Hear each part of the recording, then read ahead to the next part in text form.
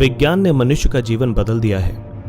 वैज्ञानिकों द्वारा किए गए कई आविष्कारों ने हमारे जीवन को बहुत ही आसान बना दिया है, लेकिन कई आविष्कार ऐसे भी हुए हैं जो हमारे जीवन में बहुत बड़ा बदलाव ला सकते थे, लेकिन कुछ कारणवश ये आविष्कार गुम हो गए। आज हम आपको ऐसे ही आविष्कारों के बारे में बताएंगे जो लुप्त हो चुके हैं। Number 1, Sloot digital coding system. दोस्तों, जब आप स्मार्टफोन खरीदते हैं तो आप एक चीज़ पर ज़रूर ध्यान देते हैं कि इसकी इंटरनल और एक्सटर्नल मेमोरी कितनी है। मेमोरी चाहे कितनी भी मिल जाए, लेकिन आखिर में कम पड़ ही जाती है।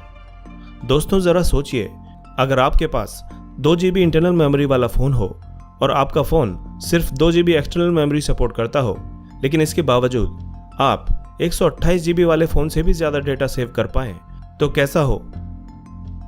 जैन स्लूट ने भी कुछ ऐसा ही आविष्कार किया था। जैन स्लूट एक डच इलेक्ट्रॉनिक टेक्नीशियन थे।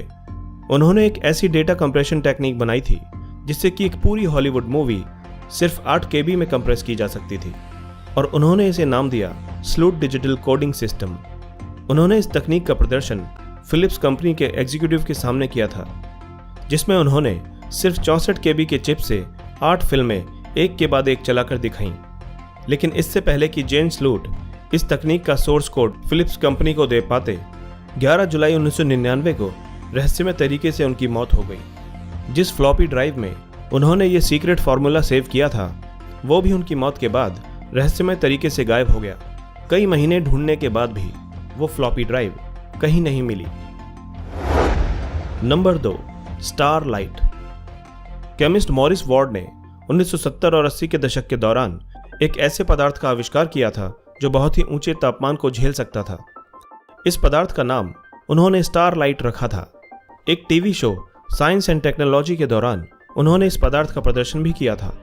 कहा जाता है कि यह पदार्थ 10,000 डिग्री से भी ऊंचा तापमान सह सकता था। यहां तक कि न्यूक्लियर ब्लास्ट का तापमान भी यह आसानी से सह सकता था। एक एक्सपेरिमेंट में उन्होंने दर्शाया था कि अगर एक अंडे को स्टारलाइट से ढक दिया जाए और इसे आग में फेंक दिया जाए तो भी अंडा सुरक्षित रहेगा। नासा ने भी इस पदार्थ में दिलचस्पी दिखाई थी, लेकिन मॉरिस वार्ड ने इसके निर्माण का तरीका कभी किसी को नहीं बताया, और इस पदार्थ के निर्माण का तरीका उनकी मौत के साथ ही लुप्त हो गया। नंबर 3, डेथ रे। निकोला टेस्ला अपने ज़माने के महानतम वैज्ञानिकों में से एक थे। उनके आविष्कार अपने समय से कहीं आगे थे। उन्होंने कई आविष्कार ऐसे किए जो आज भी मानव जाति के काम आ रहे हैं, और उनके कई आविष्कार ऐसे थे जो उनके साथ ही लुप्त हो गए या फिर दबा दिए गए। कहा जाता है कि 1930 में पार्टिकल बीम वेपन का आविष्कार किया गया था, जिसे डेथ रे के नाम से भी जाना जाता था। यह हथियार बड़े बड़े एयरक्राफ्ट्स को मीलों दूर से ही मार गिराने में सक्षम था। यह हथियार इतना शक्तिशाली था कि यह जिस भी देश के पास हो, वो युद्ध में कभी भी नहीं हारता। लेकिन कहा जाता है कि डेथ रे को निकोला टेस्ला कभी भी पूरा नहीं कर पाए, क्योंकि जो धनराशि इसके लिए चाहिए थी वो उन्हें कभी भी नहीं मिल पाई। उस समय लोगों का मानना था कि इस तरह का हथियार बनाना संभव नहीं है, इसीलिए कोई भी कंपनी और कोई भी देश इस प्रोजेक्ट पर पैसे लगाने के लिए तैयार नहीं हुआ, और यह आविष्कार टेस्ला की मौत के साथ ही लुप्त हो गया। नंबर 4, क्रोनोवाइजर।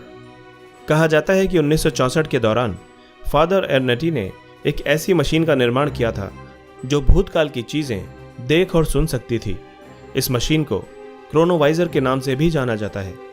फादर एर्नेटी के मुताबिक ल्यूमिनस एनर्जी और साउंड जब वस्तु से निकलती हैं तो वातावरण में रिकॉर्ड हो जाती हैं, और क्रोनोवाइजर के इस्तेमाल से इस एनर्जी के द्वारा हम भूतकाल की चीज़ें देख और सुन सकते हैं। उनका कहना है कि इस मशीन की स्क्रीन से उन्होंने भूतकाल के कई क्षणों को देखा था, जिसमें उन्होंने जीसस का क्रूसिफिक्शन भी देखा था। अपने अंतिम क्षणों के दौरान फादर एर्नेटी ने उन सब लोगों से मुलाकात की जिन्होंने इस मशीन को बनाने में उनकी मदद की थी, और इस मुलाकात के बाद इस मशीन को नष्ट कर दिया गया। Number 5, cloud buster.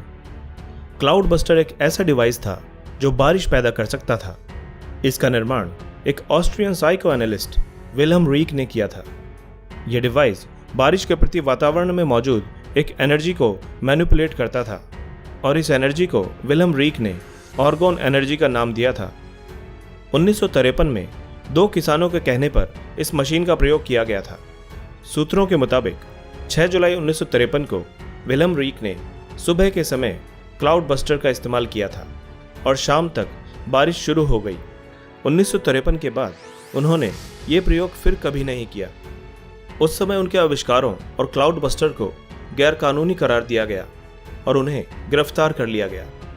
बाद में जेल में ही उनकी मौत हो गई। कई लोगों का मानना है कि डॉक्टर विल्हेम रीक के इस आविष्कार से किसानों को काफ़ी मदद मिलती और अनाज की पैदावार भी बढ़ जाती।